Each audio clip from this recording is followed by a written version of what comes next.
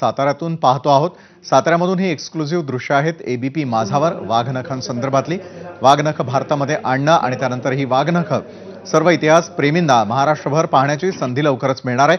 मात्र त्याची सगळ्यात पहिली आणि महत्त्वपूर्ण झलक ही एबीपी माझावर आपण यावेळेला पाहतोय.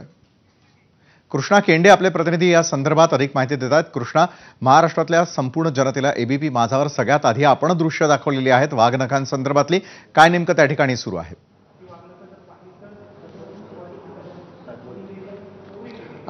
आज पुन्हा एकदा आपण महाराष्ट्राला ह्या वाघनखांचं दर्शन एखाने घडूयात. खरं तर ही बहुप्रतीक्षित वाघनखं होती आहेत आणि ती आत्ता पोहोचलेली आहेत आणि आता एबीपी माझावर तुम्ही थेट ही दृश्य पाहत आहात. एक वाघनखं आहेत आणि दुसऱ्या बाजूला ही जी वाघनखं आहेत ही 350 वर्षापूर्वीची आहेत असं इतिहासकार सांगतात. आणि बाजूला जर आपण पाहिलं तर त्याची एक पेटी आहे जी चमड्याची आहे.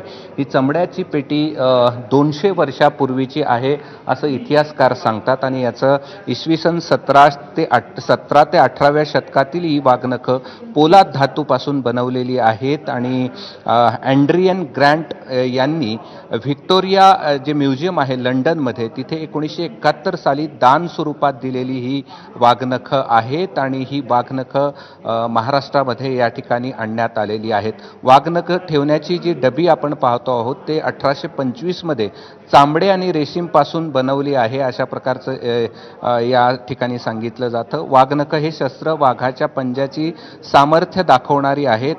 तळहातामध्ये लपून ठेवू शकतो अशा प्रकारची ही वाघनखं ज्याच्यावर हल्ला करायचा त्याच्यासाठी हा उपयोग केला जातो. ईस्ट इंडिया कंपनीचे अधिकारी असलेल्या जेम्स ग्रँट यांनी 1889 ते 1885 या राजकीय प्रतिनिधीमधून मराठा साम्राज्याची राजधानी सातारा येथे 1881 साली नियुक्त करण्यात आले होते. आणि ही पेटी डफ यांच्या ताब्यात होती असं देखील सांगितलं जातं. आणि आपण जर पाहिलं तर इथे